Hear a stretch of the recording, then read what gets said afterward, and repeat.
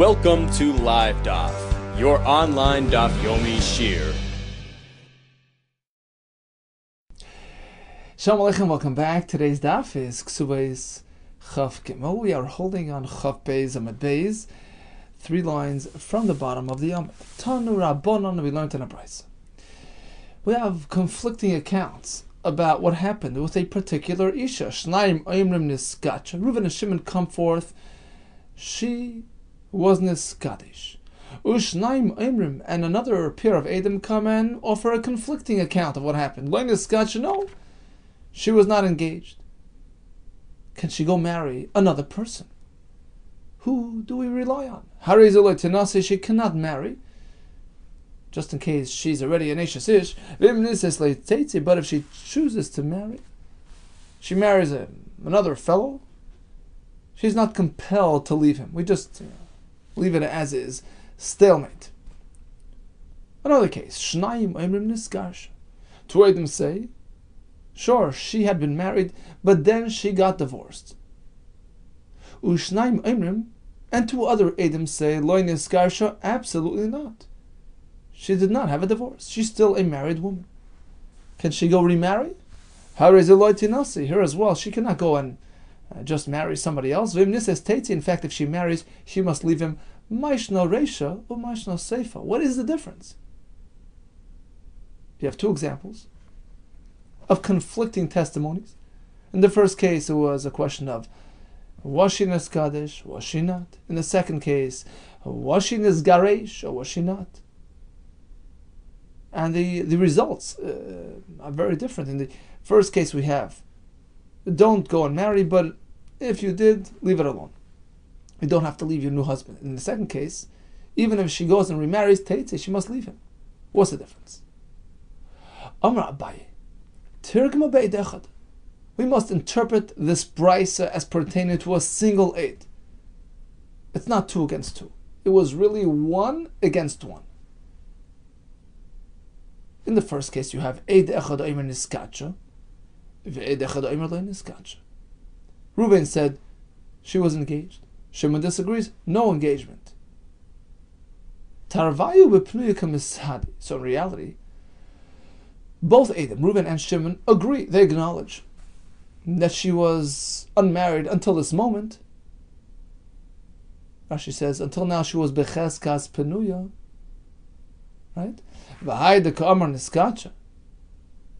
So although Reuven claims she was niskadish, it's really 1 against 2, because he himself acknowledged that up until this moment she was unmarried. So he's just 1. You don't reckon with the testimony of a single aid in the face of 2. You have 2 people acknowledging she was unmarried until now. Then 1 gets up and says, well, now she just got engaged. It's 1 against 2. He can't. He doesn't have the ability to change her status. That's why in the ratio we say, don't do anything, but b'di'evid, you don't have to leave the new husband. As opposed to Seifa, the next case, where again it's 1 versus 1. Eid echad omer nisgarsha. She had been married with certainty. She was an Eishes Ish up until now. Reuven gets up, she got divorced. Shimon gets up and claims no divorce took place. So here as well, it's 1 against 2. But lechumra, why? Taravayu, both Reuven and Shimon fully acknowledged that she was married until this moment. Beishes ish komisadi. They're testifying, they're acknowledging that she was married until this moment, right? So now when Shimon claims she was divorced, he's really going against an established fact that she was married until this point. So he's just 1 aid trying to change that status. He can't do that. He's just 1 fellow. You don't value 1 against 2. That's a biased take on this price. Certainly we're going back to the original pshat. It's 2 against 2. It's not just a single aid versus another aid. It's 2 against 2. And we're compelled to switch around, to flip around the halacha. In the Reisha, you have Shnayim Oimrim B'Inu Sheniskacha. So according to Rav Ashi, in the Reisha, where it was a question of did she get Neskadesh or did she not, we say even B'di Eved, she could not marry somebody else. If she does, she has to leave that person. In the Sefer, she was a married woman up until now. It was a question asked to her divorce. In this case, if she goes and remarries, she need not leave the new husband. So Rav Ashi switches around the halach and explains it as follows. It's not like two are claiming we saw the Kiddushin and two are negating them outright. No, you did not see it. Rather, we're speaking as follows. Reuven and Shimon are claiming they personally saw the Kiddushin took place. And the two other Eidim are claiming they're not saying, well, it didn't take place. We did not observe a Kiddushin. We did not notice her getting engaged. Harizu, in this case, don't take a chance, don't marry another person, but if not only should she not take a chance, even if she does go ahead and marry somebody else, she must leave him. On account of the first pair of Eidim who claimed that she'd been engaged to somebody else. Asks the Gemara Pshita, isn't that so clear and obvious? It's not even a Chiddush. We have two Eidim who are telling us that she was engaged to somebody. Alright, how could she go and marry somebody else? Just because we have another pair who are claiming that they never saw the Kiddushin. What does that say? What does that mean? We didn't see. Big deal. So you didn't notice. You didn't hear about it. Does that mean anything? That's not a raya. It's not a proof that she did not get engaged. Of course you have to assume that she was neskadish as per the testimony offered by the first two Eidim. Apparently we're speaking the Dairi B'Chatzar. Echad. All these Eidim, or at least a second pair of Eidim, happen to be neighbors. They live in the same neighborhood, the same chutzner, the same courtyard as the people in question, as the parties involved. So now when they claim that they haven't heard about an engagement, that raises a red flag as to whether it really happened or not. Don't you think they would have heard if this woman got engaged next door? Perhaps I would think im isa de neskacha.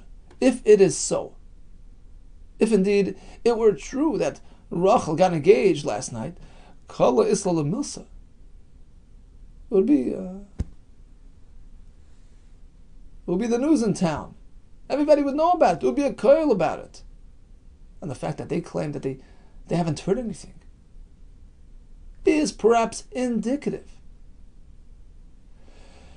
that their account has some merit, and you have to reckon with them. So we have to reckon with their conflicting account, and they will negate the first pair of Eidim. Kamashman, the Chiddush is no. Da'avdi inshi. Sometimes people do things discreetly and quietly. The Makachi B'tzina, they'll do a Kiddushin quietly, privately. The fact that you didn't hear about it doesn't say anything about whether it did or didn't happen, and therefore we ignore you. We ignore you, and we only listen to the first pair of Eidim who say, we saw the Kiddushin. We treat her like an Esha Sisha, and if she goes and marries another person, she has to leave him. That's the Reisha. The Seifa, the next case in the Brisa, did she or did she not get divorced, is speaking about a similar case. Two are claiming they saw, and the second pair of Eidim are not so sure. They say, look, we didn't see the story. So again, they're not directly negating the first Eidim, but they're sort of raising a question as to whether it happened. The fact is, we didn't see or hear about it. The first pair of Eidim are claiming they saw that this married woman got divorced. And the next pair of Eidim are claiming we didn't notice, we didn't see, we didn't hear about her gerush. So in this case, we place more value, we give more credence to the first pair of Eidim, who have absolute knowledge about an absolute fact. Therefore, on the one hand, how does it look to Nase? Don't allow it to remarry because we have a conflict. But still, b'di eved v'imnisis leitete, once she marries somebody else, she doesn't have to separate because we attribute more value to the first pair of Edom who are telling us in no uncertain terms, we saw the Gerushin. My Kamash Lamanus, what's your Chiddush in this case? What's the Brisa teaching us? That we don't have to take this second pair so seriously. The fact that they said they didn't see the Gerushin doesn't necessarily mean much. My Kamashmon, Afagav the Dairi B'Chatzer Echad, apparently we're speaking that they lived together, right? Otherwise it wouldn't be a Chiddush. And they would have heard. Hainu Hach, so that's the same halacha as in the Reisha. It's pretty much a replication of the previous halacha. What's the point of repeating it? Ma'odatema, perhaps I would say, Gab Kedushin. Huda Avidi, Inshi de Mekachi B'Tzina. Perhaps when it comes to Kedushin, people will do it quietly. They want to keep it on the wraps until the Mechutin finds, until the grandfather finds out. There's some reason why they want to keep it quiet. So that makes sense. Makes sense that they didn't hear about it. Aval Gabi Gerushin, but when it comes to divorce, that's major news in town. Imisa the Igarsha, if in fact she would have been divorced as per the account of the first Edom, Kola Isla Milsa certainly would have gotten out. And the fact that these Edom are claiming they have no inkling, there's no news, there's nothing going on in town, we haven't heard anything, perhaps would lead us to believe that their account has credibility. Kamashman, the Chiddush of the Mishnah is no. We don't have to reckon that much with the second pair of Edom, because even Gerushin sometimes will take place, B'Tzina, the Avidi Inshe, the Mekachi, or the Magasha B'Tzina. Sometimes people do Kiddushin as well as Gerushin B'Tzina. The fact that you didn't see or hear about it doesn't necessarily mean it didn't happen. So bottom line is, we have a brisa. In the first case, we have a question of whether she was Niskacha or not Niskacha. In the second case, it was a question of whether she was Nisgarsha or Niskacha. Abaya's take on the brisa is as follows. It's 1 against 1. One aid versus another aid. In the Reisha, he says she was Niskadish, versus the other one who claims she was not Niskadish. In this case, we say, look, B'di Eved, once she marries another fellow, let her stay married. You know why? Because both Edom fully acknowledge the fact that she was a Pnuya until now. So that's her Chazaka. So although one claims that she was Niskadish, it's 1 against 2. Whereas in the Seifa, she had a Chazkasei Shasish. Both agree that she was married until this moment of this alleged purported Gerushin, right? So we have sort of 2 Edom acknowledging the fact that she had a Chazkasei Shasish, and 1 Ed who's saying that the Chazaka changed, her status changed as per the result of her Gerushin. That's 1 against 2. And we treat her like an Eseshish, and if she marries another fellow, she has to separate. Rav Ashi learns, we're speaking about the standard case of Trey or Trey, 2 Edom versus 2 Edom. And he switches around the actual halacha of the brisa. In the Reisha, we have 2 Edom who say she was Niskadish, and 2 Edom who claim Lo Royinua. We didn't see a Kiddushin. It's not like we know it didn't happen, we didn't see it. So in this case, we can sort of take their Edus, a little lightly, because the fact that you didn't see doesn't necessarily mean it didn't happen. Therefore, we treat her like an Eshes Ish. We give more value to the first pair of Edom, and if you go and marry somebody else, you have to separate. In the Seifa, the first pair are claiming we saw a Gerushin. The second are saying, look, we didn't see a Gerushin. We're speaking again that they're in the same Chatzar, and there's reason to believe that they would have heard it. Nevertheless, we say, look, perhaps it was done discreetly and quietly, and you didn't know anything about it, and we have to give more value to the first pair of Edom, in which case, if the Isha goes and marries a stranger, she stays put, and we don't force her to separate. Back to the Mishnah, we had the halacha of Pesha Asa Pesha Hitter, which means basically, if a person initiates a story and covers it up as well, we have to take it all or nothing. So she says, look, I'm an Eshes Ish, but then I got divorced. We take the entire package, Pesha Asar, Pesha Itir, and she's mutter. In the second case, she says, I was taken into captivity, Nishbeisi, but I'm still okay, I was unaffected, untouched by the Goyim, I want to marry a Kohen, Pesha Hasar, Pesha Hitter. But if we have Edom that speak about the fact that she was an Eshes Ish in the first case, or the fact that she was a Shevuya, taken into captivity in the second case, then the Pesha Asar no longer exists, because the Edom are the ones introducing the information. We can't apply this concept. The Mishnah concludes with the halacha. That let's say she offered all this information on her own, and she went and she remarried. And then Adam come and tell us about what happened. It's too late, because she got the heter, she remarried, leave it alone.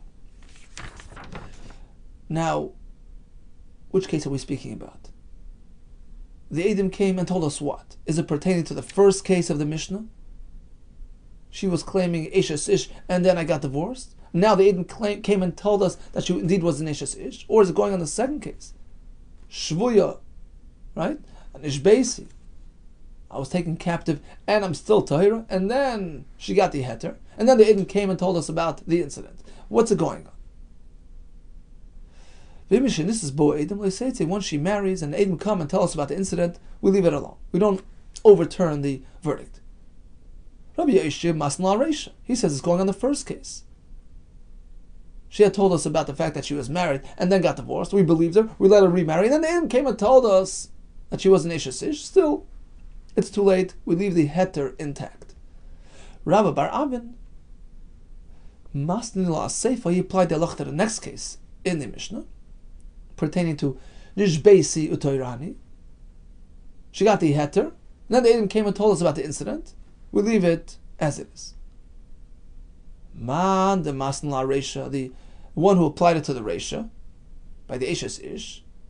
So even though it's a very strict concept, Eshes Ish, still, we'll leave it put. Koshken HaSeifa, certainly in the case of the Shvuya, where it's just a Chashash de Rabbanon, that we consider the Shvuya problematic regarding a Kain, it's only the Rabbanon. The B'Shvuya Hikilu, when it comes to the status of a captive woman, certainly there's room for leniency, and we leave it alone.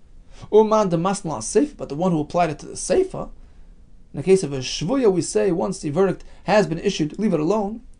Aval Reishalei, perhaps when it comes to an Eshes Ish who claims I was divorced, we will not apply this concept. So if Adam come and tell us that she was an Eshes Ish, we overturn the verdict, and she's considered an Eshes Ish. Lema, perhaps Bidder Rav Huna Kamifliki. This question revolves around Rav Hamnuna, who told us yesterday.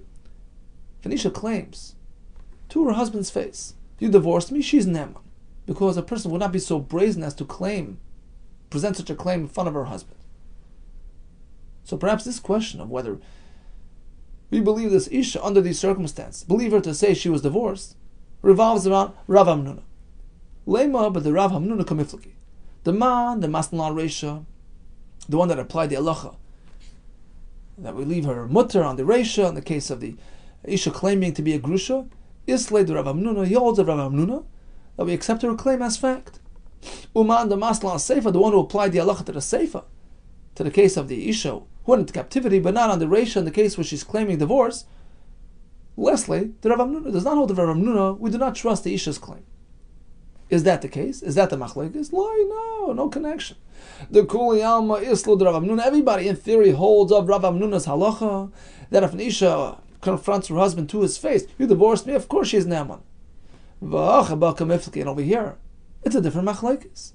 Because here, it's not in his face. It's not in his presence.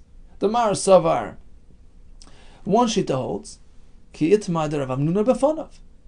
Sure, Rav Hamnuna's din, that's only to his face. Avo shalei befonav, but if he's not around, and she claims he divorced me, perhaps we don't necessarily lend credence to that claim. Me'iza, perhaps she might be inclined to claim divorce even though it didn't happen. It's not such an expression of brazenness if it's not to his face, so we can't believe her.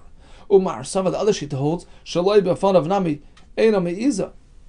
Even if it's not in his face, even if it's not in his presence, she would not be brazen enough to claim divorce against her husband, and therefore she is believed. Continues the Gemara. As we just mentioned, once she got the heter of Pesha Asar, Pesha Hitter, then Edom come and tell us about the story. It's over, she got the heter. Amar Avodah Shmuel tells us, Loi Nises Mamish. When the Mishnah speaks about her having married based on the heter, it doesn't necessarily mean literally she married. Elo kivan sheitiru linasei. Afa b'shloi nises. Once the Bezdin gives her a heter to remarry, even if she didn't actually actualize the heter, she received the heter, that's it. It's in the pocket. We don't take it away. But the Mishnah says, once she got the nises, she doesn't leave. Leave sounds like she remarried. She doesn't lose the heter. She hadn't yet married, but she got the heter, and she doesn't lose it. Tanu Rabbanan. Amranish Beisi Toirani. Anisha walks into Bezdin. I was captured by the Goyim, but I was unaffected by them. V'yeshli Edim Shetahirani. In fact, I have Edim to back me up. Ein Oimrim Namtin Ashivayu Edim. We don't say, well, okay, you have Edim, very nice, let's wait for them to come. We don't wait for that. Ela Matir Noisa Miyad. We give her the heter immediately because she has a Pesha Hasa Pesha heter. Hitirul Nasa. Let's say we give her the heter to remarry, or to marry a kohen in this case. Then the Edim that she allegedly, claimed that knew her story, come along and tell us nada, nothing. We have no idea what she's talking about. This sort of contravenes her claim, and perhaps leads us to question her whole story. You see, she didn't really have to have Edom. She could have simply said, look, I was taken into Shivya and I'm still Tar. Pesha, Asa Pesheter. Done deal. But she added. She made it worse for herself. She said, what are you talking about? I even have Edom to support my story. And then they even come along and tell us nothing happened. We have no idea what she's talking about. So that sort of undoes her entire story. It makes the whole account, suspicious. How does it look? Say she doesn't have to leave the kohen. True. Apparently she presented a false claim, but still, we can discount that claim. She didn't need that claim to support a story. Her Pesha Asar was powerful enough. But Vimbo Edetuma. Suppose her actual Edetuma arrive and tell us she was affected by the kohen, and now she's married to a kohen. She was affected by the goy, and now she's actually married to a kohen. Even if she had many children from this kohen, she has to leave him, because now we have an absolute fact that she was not suitable for the kohen. Hanush v'yasa. There were these Jewish captive women, the Asiyan Lanarda, who were brought by their captors to Naharda to have them, sold off and redeemed. Oisiv Avod Shmuel, so Shmuel's father, positioned Naturi, guards, Jewish guards, Bahadayu, next to them, to watch over them, to keep them from the Goyim. Amrli Shmuel, so Shmuel asks his father, what's the point? They were already under the non-Jewish, non-Jews' care for a while, which affects their kahuna status. What's the point of guarding them now? It's too late. Until this point, who watched over them? Shmuel's father was kind of taken aback. He says, true. In terms of their status, it's too late. We can't remedy that. But the Jewish women, Jewish girls, Bnei Yisrael, we have to watch over them from the Goyim. And therefore he responded a bit harshly to Shmuel. He says, Amalei, he turns to Shmuel, Ilu Bansa Chavyan, say they were your own daughters, Chas v'Shalom. Miyavas mezalzel b'kulai. Would you be so uncaring, so to speak? Would you neglect them to this? Would you be so careless about them? Meaning, fine, they're not right for the kohen, but still, the Jewish girls, we should look after them.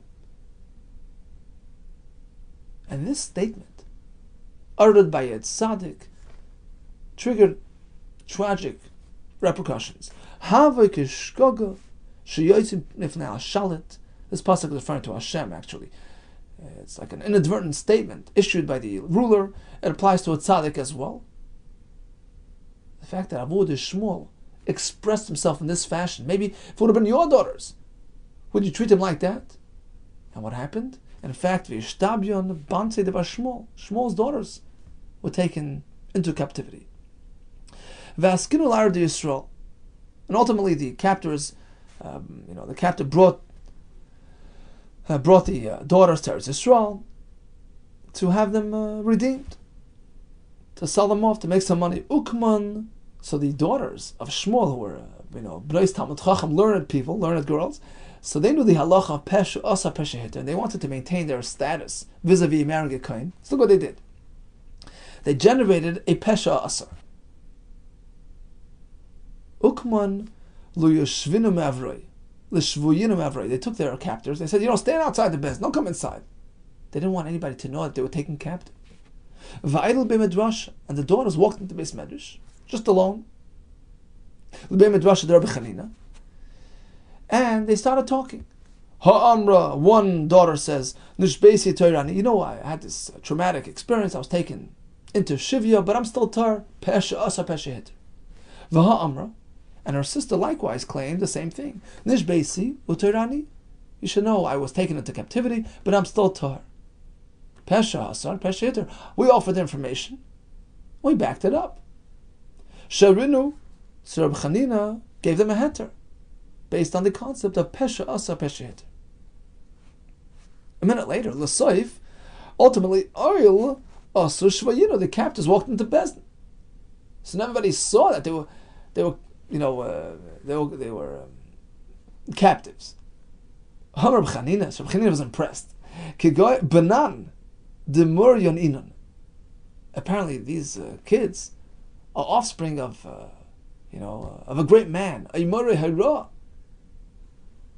That explains their learnedness, the fact that they were so well versed in these halachas, and they spared themselves and they maintained their status based on the concept of Pesha Asa Pesha Hit. Okay, so he was impressed. Igloi Milsa turned out that in fact the Banse de Mar Shmuel Havyan, that they were Shmuel's daughters. Amalei Reb Chanina, so Reb Chanina turns to Rav Saman bar Abba. He says, "Look, Pai, go out, utapel, look after your relatives. Because marry your relatives. They were his relatives, and marry at least one of them." Amalei, so Rav Saman tells Rav Chanina, "Amalei Rav Chanina, how can I do that? Vayika Edom b'Medina Sayam. You know, I heard about some Edom that are somewhere out there that know about the fact that they were taken into captivity. So that undoes the Pesha Asa Pesha Hitter." The answer was no. Hashtav mias, less no come on. Rabbi Chanina responds, but right now, currently, we have no Edom before us. Edom betzad isatan v'ti aser, just because there are Edom in the north, in Bavel, that makes them aser. Here before us, we have no Edom about the incident. They're the ones that told us about the incident. That's your classic Pesha Asa Pesha Hitter. Asks the Gemara, Tamad Layosu Edom. Apparently, it was only okay because Edom had not yet arrived. Ha'asu Edom. But suppose Edom would arrive right now and tell us, oh, we know that they were taken into captivity. Mitzvah, they would become Asr even after the Pesha Asa Pesha Hitter formula was set in motion. But it's too late for that. V'amar Avu de Shmuel. Shmuel's own father told us a minute ago, Kivan Sheitirul and Asa, once the Bezdin issues a heter, it's too late. We close the window, we close the door. Even though there was no marriage yet, but once they got the heter, it's over. Amar Ashi, no, Edit Tume Itmar. The concern was that they were Edom, that they became tummy with the goyim. That's a whole different story. If Edom were to arrive about that, that would change the whole equation. Even if it's already after the Pesha Asar and Et. But if we know for a fact that there was Tumah, that would certainly change the equation. And even that he wasn't concerned about, because the fact is we have no Edom. Rumors mean nothing. Okay, so we learned this idea of a shvuya, isha, taken into captivity by the goyim. So midrabanan, there's a chumrah. We're concerned about interaction with the goy, and we treat her as an isha who's unsuitable for marriage with a kohen. But if there's even just one aid, even an isha, testifying on her behalf, that allows us to maintain her status for kahuna. Says the Mishnah, we know Rachel and Leah were taken captive. Rachel claims, sure, I was nishbesi, but I'm still tahar. And Rashi explains, we're speaking that we know for a fact that they were shvuyas. There was no pesha asar, pesha hitter. We know for a fact about what happened. Rachel claims she was unaffected. Nishbesi u'toirani.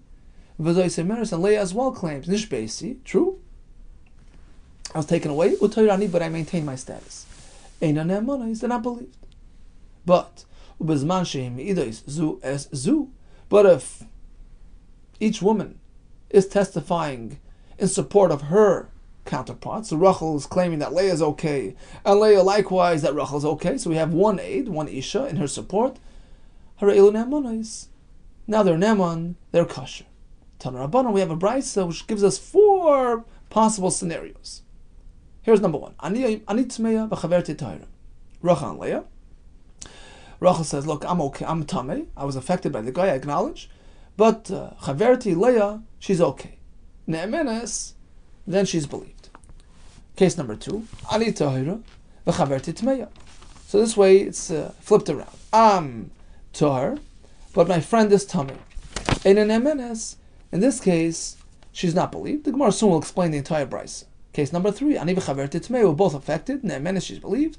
Al atzma, for herself. Ve'ena ne'emenes al chaverta, but is not believed regarding her colleague.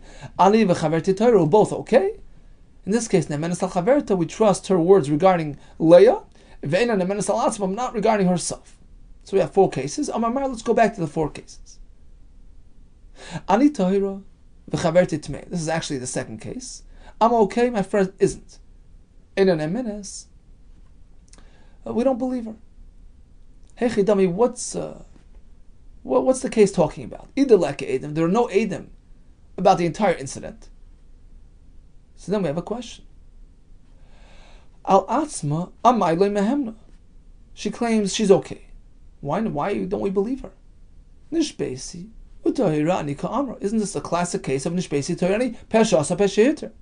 Oh, elopshita dik edim. Apparently, who's speaking that edim are coming forth and telling us about the incidents. So that preempts the pesha asa, and therefore she's not believed that she's tar. Okay, let's go to the next case. Case number three. Ani v'chaverti tmeya. Rachel steps forward and says, myself and Leah were both no good. What is the halacha? Ne'emenes al atzma.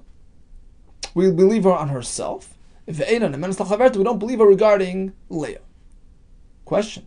For speaking that there are edim regarding the incident, why isn't she believed regarding Leah?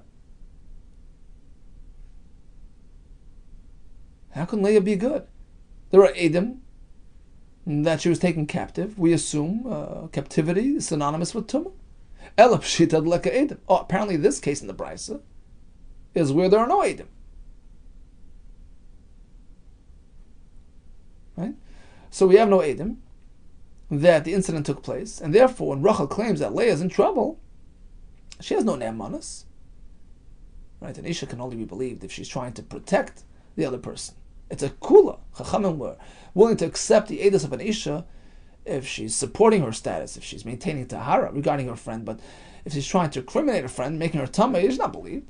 And again, that's based on the fact that we have no edim here about the incident. Okay, so we went from one case with edim to a case with no edim.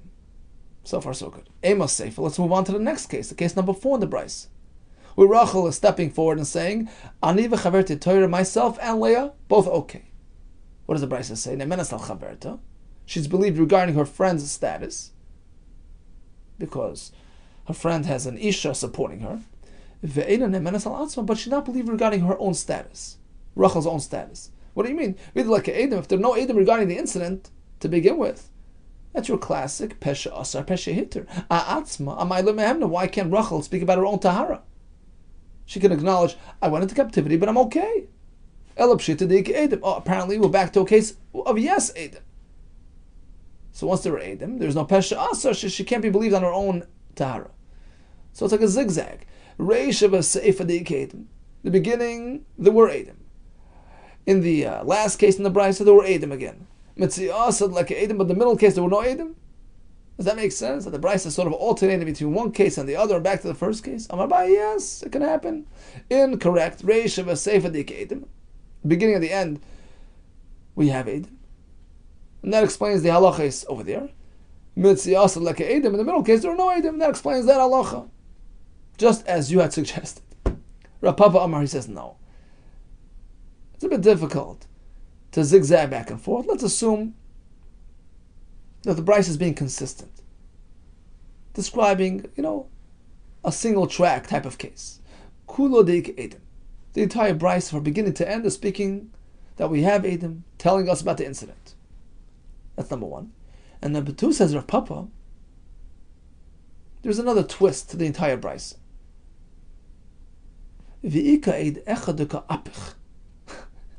Whatever this Isha claimed, We have 4, variations of her claim.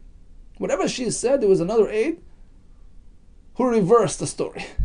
You say A, I say B. You say B, I say A. That's what happened. Let's go through all 4 cases, and we'll see how it fits perfectly like a puzzle. Let's start from case number 1. Again, we're speaking. There are eidim telling us about the story.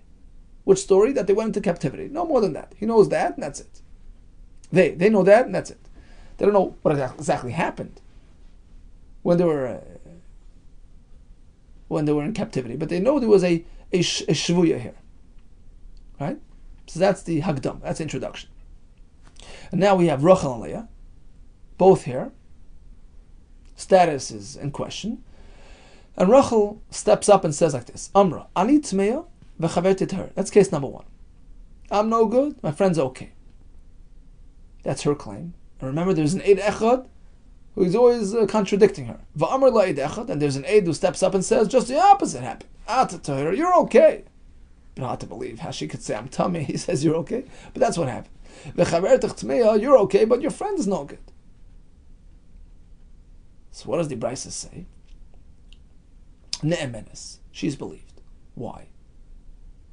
The reason is as follows: Ihi shavisa lenafsho chaticha d'isura. Regarding her own status, she turned herself into an entity of Isser. She acknowledged that she was tummy. That's it. It's over. Once a person acknowledges that he's no good, we ignore any other aide who claims otherwise. It's a person's right to consider himself Asr. But Chaverta, her friend, Leah, Mishtarya Pumadida, becomes mutar because of Rachel's claim that she was tar. Rachel has said, I'm tummy, my friend's tar. So although the Eid Echad claims otherwise, he claims that Leah's tummy, because remember, he reversed everything that she says, doesn't matter. Because as we explained, an Eid Echad can't make somebody tummy. It's a fact. You need 2 Eidim. To make something good, to make something tar, an Eid Echad is Neman. So we have the Isha who's saying that she's tar. We have Rachel claiming that Leah is tar, that's okay. So that's why she's Neman. Ani tahira v'chaverti tmeya. In the second case, she says, I'm okay, my friend's no good. V'amar la'id echad. The Eid Echad comes and opposes her testimony. He says, just the opposite happened. At tmeya, you're no good. V'chaverti tahira, your friend is good. So what does the Brisa say? She's not believed. What does that mean? Ihi, regarding herself, kivan the ika edim, lav kol kamina. Even though she's claiming, Rachel's claiming that she's okay, but we have edim about the incident. We have edim that she went into captivity. There's no pesha aser, so we have to suspect the worst. She's tummy. Chaverta mishtarya pumadei de'ed, but her friend Leah is mutar, because although Rachel is claiming that Leah was tummy, but the aid is contradicting her account, and one aid is Naaman. Right? So the other Isha Leah is mutar because of that Eid Echad, who's claiming that she's tar. In the next case number 3, we have Ani v'chaverti tmeya. Rachel steps up and says, look, I have to acknowledge that myself and Leah are both tummy. V'amar le'ed echad, the Eid Echad comes ahead and reverses it. Just the opposite. V'na'apachu. Ad v'chavertich Torah. Both you and your friend are fine. What does the Brisa say? She's believed regarding herself. Ne'menas al atzma. What does that mean? I shavita l'nafsha chaticha d'isura. Rachel considered herself tummy. That's it. It's over.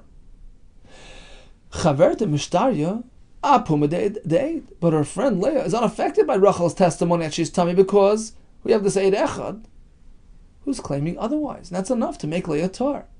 Question is, isn't this simply a repetition of the previous halacha? We don't learn any new concept in this halacha. Hosulamali, why repeat this case? Hainu reisha.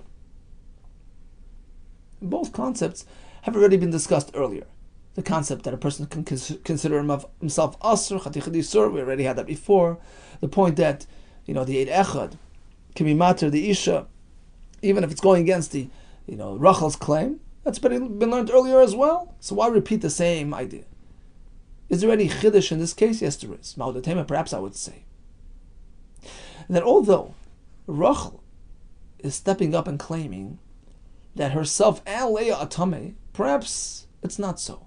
Perhaps Rachel was really fine, unaffected by the guy. So why is she claiming that she's tamei? Because she didn't have any edus that she's tar. Rachel didn't know she's going to be tar, that we're going to believe that she was tar. But she happened to have knowledge, in fact, to the extent that Leah was tar, right? And she knows she's a valid aid for that. And she could not stand the fact that Leah is going to be okay and I'm not. So she decided that she's going to make everybody tummy. Better everybody tummy than just Leah tar and me tummy. Understand how a person thinks? The ship has to sink, let us all sink together. So perhaps I would think, really? In reality, Rachel and Leah are both okay. The reason why Rachel suggested otherwise, the reason why she claimed that Rachel claimed that she and Leah are tummy, because Tammuz nafshim plishtim with the ka'avda. It's like plishtim with the Shimshon with the plishtim. He wanted to get back at them. He asked Hashem, let me topple the building with everybody inside, with me included. His hatred for the plishtim, his need for revenge, drove him to the point that he was willing to sacrifice himself together with the plishtim. Here as well, sometimes a person is willing to sacrifice his own well-being in order to take the other person with him. But in reality, perhaps Rachel is really tar. And we should not apply the concept of Shav Nafsha Achaticha de Yisra on Rachel herself. Kamashmon, the Chiddush is no. Once Rachel acknowledges that she's tummy, we take it as fact, no discounts. Then we have case number 4. Ali v'chaverti tahira. Rachel claims that Rachel and Leah are both tar. And what does the Brisa say? We believe her regarding Leah's status, not regarding her for herself. Why not? Because again, we're speaking that there's an Eid Echad, there's reversing the story. If Amal Eid Echad, Eid Echad turns to her and says, no, just the opposite. At v'chavertich tmeya. Both you and Leah are both tummy. So what's the halacha? Regarding Rachel herself, she's not nama that she's tar. Why? Given the Ika Edom, since we have Edom regarding the initial incident, regarding the fact that she was taken into captivity, there's no pesha asar, lav kol kamina. She doesn't have the ability to claim that she's tar. We suspect the worst. We fear the worst. Regarding Chaverta, regarding Leah, Mishtarya, Apumadida. She's mutter because of Rachel's account. Rachel claims that Leah is okay. So even though the aid is contradicting, it doesn't matter. As long as she has somebody supporting her, it's okay. So that's why the Brisa says Leah is okay, but not Rachel. Asks the Gemara again. This is just a replication. Why get involved in this case? The Reisha. This idea that Leah is mutter on account of Rachel's testimony, even though it contradicts the Edecha, that's already been discussed in the Reisha, the first case, the case number 1 in the Brisa. We had this idea that the other Isha, Leah, is mutter because of Rachel's support, even though it was contradicted by the Edecha. So why repeat it again? The answer is, perhaps I would think, Ki mehemna.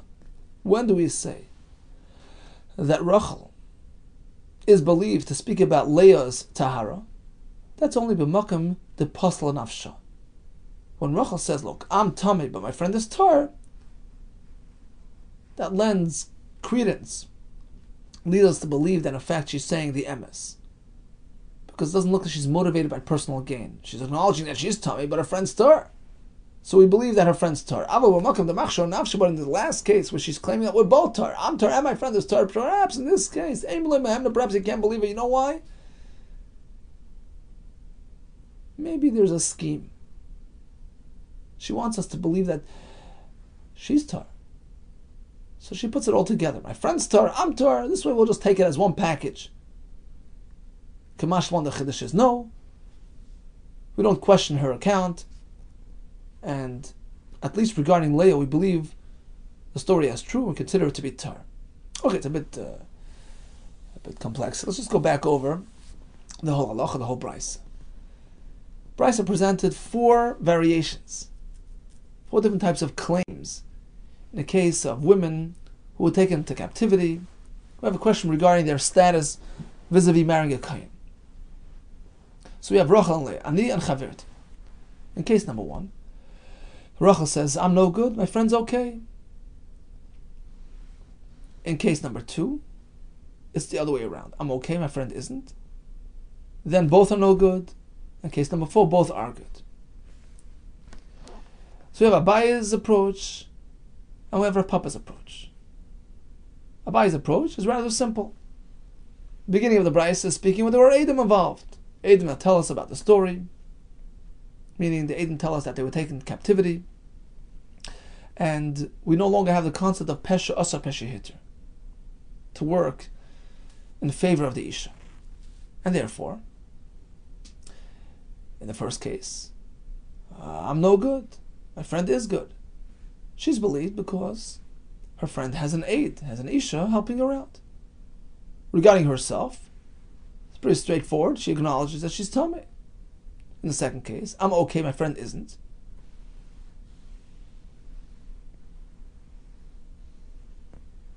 So her friend is tummy regardless, because there are Edom that she was nishbase.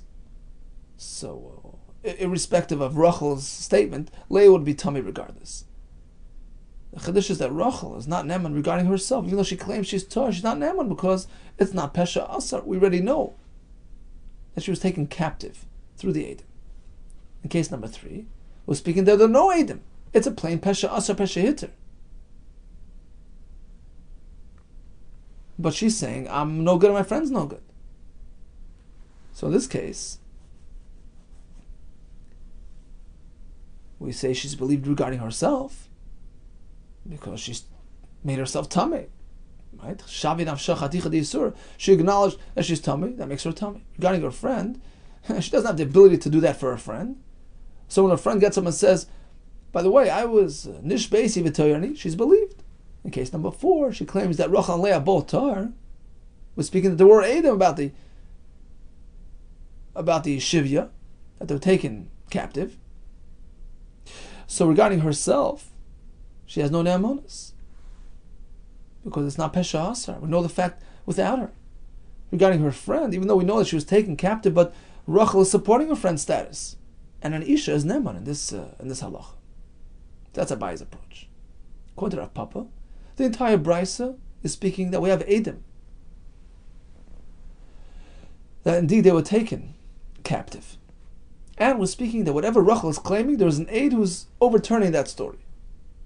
So in case number 1, Rachel says, I'm no good, my friend is good. The aid is claiming otherwise. Rachel is no good because she's Chadicha di Yisura.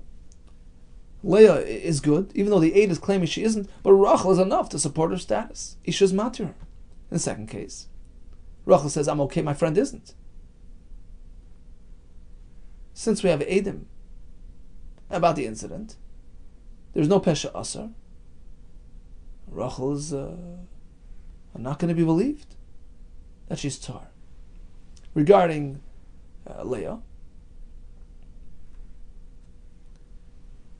is going to be perfectly fine. You know why? Because we have the Eid Echad. Remember, the Eid Echad overturned the story. He says that Leah is okay. And Eid Echad supporting her status, she's fine. In the third case, Rachel says, both of us are no good. And the Eid Echad says, both are good. Rachel herself remains Asr, Chaticha di Yisura, by way of her own acknowledgement. Leah is fine because we have the Eid Echad supporting her status. In the fourth case, she says, myself and my friend are okay. Well, Rachel is not okay because we have Edom, that she was taken into captivity. There's no Pesha Asar, so she's tummy. Regarding Leah is okay, even though there is an Eid Echad who says both are no good, including Leah. Well, Rachel is contradicting the Eid Echad. She has an Isha in her support, and that's enough to keep her tar. Okay, one more Mishnah. So we speak about the Na'amanis of the Isha. In similar fashion, let's say we have a question regarding the status of a man. We have 2 men walking into Bezdin. Reuben says, I'm a Kohen. Shimon claims he's a Kohen. Ein Na'amanim do not believe we can't give them Truma until we verify the facts. But if Reuben is being made on Shimon's status and Shimon on Reuben's status, then we take it as fact. We can't consider a person a Kohen based on the Eidus of one Eid. Even if we don't suspect, a scheme and a deal between them. We don't use one aid for this purpose. Amar Belezer ein masai. When don't we use one aid? B'makom sheish oiridin. When there are those challenging, there's a question as to his status. So one aid doesn't dispel that suspicion. But if there are no challengers, it's just a plain innocent question. Are you a kain or not? In that case, certainly malin lekuna pe'ed echad, even one aid can consider him a kain. Rabbi Shimon ben Askan, malin lekuna pe'ed echad, he also agrees one aid is enough to consider a person a kain. The Gemara will elaborate and explain all these shitas we just mentioned in the Mishnah. Okay, let's just back up a bit for a brief chazara. We started with a brayso, which featured two cases. We have conflicting accounts as to whether an isha was niskacha or lo niskacha, nisgasha or lo nisgasha. We don't take chances. We leave things put. But the evidence, if she remarries, what happens? So we have Abaye's approach and Rav Ashi's approach. Abaye learns that we're speaking about one aid against the other. It's not 2 against 2, it's 1 versus 1.